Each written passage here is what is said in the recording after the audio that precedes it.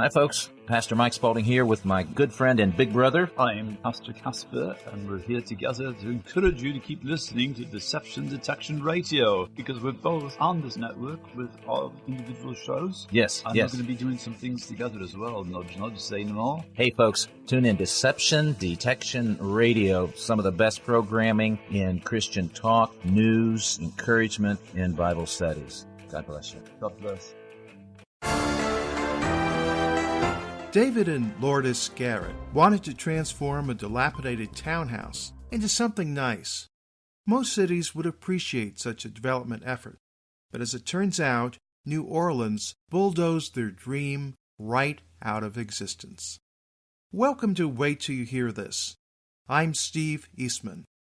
The Garretts paid good money to buy the property from the city, but just 4 months later, they were treated like persona non grata. The good news is they are being represented in court for free by the Pacific Legal Foundation.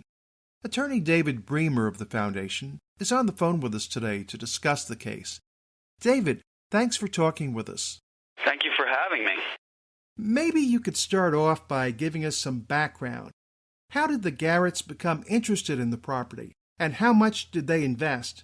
New Orleans, as you might imagine, because of hurricanes and redevelopment, the city itself owns quite a lot of older properties that it's acquired through people have abandoned and through tax sales and that kind of thing. And the city's starting to try and get rid of those properties now.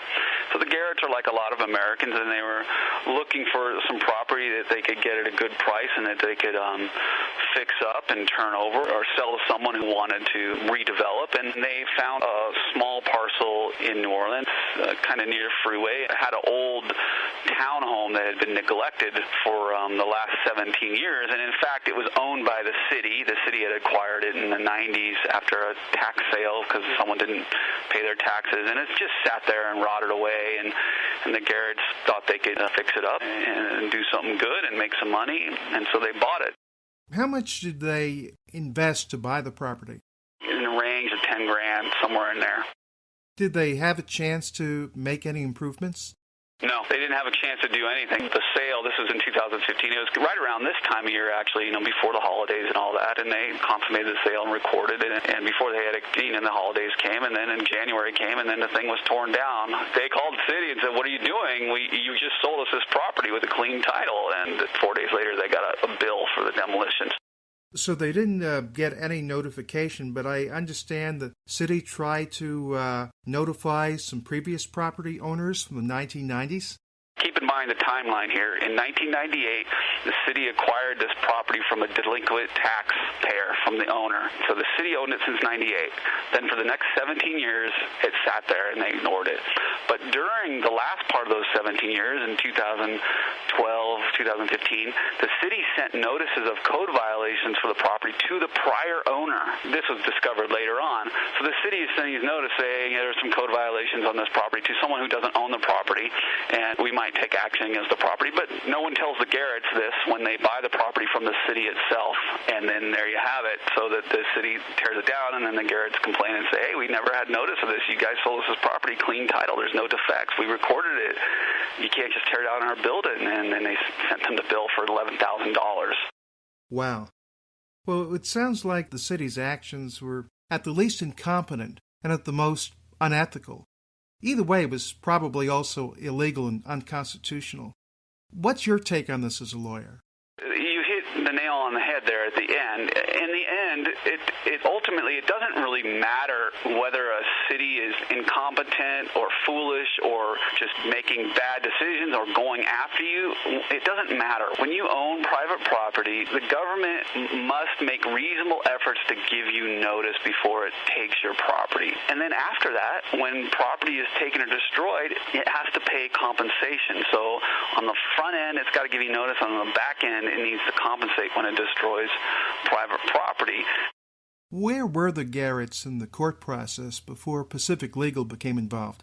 They filed a lawsuit in federal district court, which is a trial court, a federal trial court. And they lost that suit because the federal court said, well, you need to go to the state courts first and see if the state courts will compensate you for this. Well, the problem with that is that New Orleans owes about 30% $35 to $40 million in back judgments to people that have sued the city over the past 2 or 3 decades and won judgments against the city, and the city won't pay them. So that's why the Garretts went to federal court, because the city won't pay out state court judgments, if that makes sense. Right. Garrett said, well, if we go to the state courts and we win, the state courts can't enforce the city to pay, and they haven't been paying anyone. So that's why we're here, and the court ignored that. And so now we're in the appellate court, the federal appeals court in New Orleans, the Fifth Circuit Court of Appeals, arguing, initially at least, that the Garretts need to have a fair day in court. Well, David, I'm glad you're able to help. What do you think you can do for them? Get them justice. You have a figure in mind? What you think the city might be forced to pay? Oh, I don't have an exact figure, I know, but you are entitled, I can just tell you generally, that when your constitutional rights, when you have property taken or destroyed and your constitutional rights are violated in that process, you have a right to all damages. And damages includes not just the fair market value of what was taken from you, but also out-of-pocket costs, lost profits, everything that is consequential to the government coming in and destroying your property without notice, it's liable to pay that. So we didn't get far enough along to figure out an exact number, but for a couple like the Garretts, being out $20,000, $30,000 is a lot of money for them. They're not big developers. They're just regular Americans who thought they saw an opportunity and then had it yanked out from under them. I would hope that the next judge hearing this case will immediately see how ridiculous the city's actions are. And also, anything else you'd like to share with us today?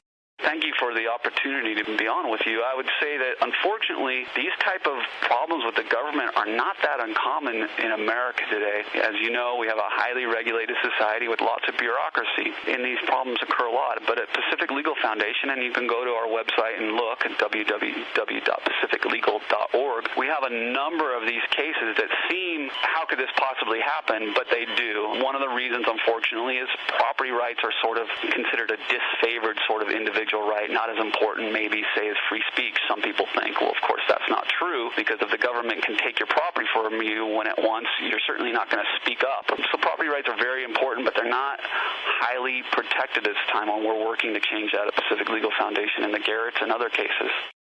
And each one of those cases would make a great movie for the week. David, I'd like to thank you for educating our audience about the case, and please let us know how things turn out for the Garretts. I will, and thank you again for having me. David Breemer is an attorney with Pacific Legal Foundation. This is Steve Eastman for Wait Till You Hear This.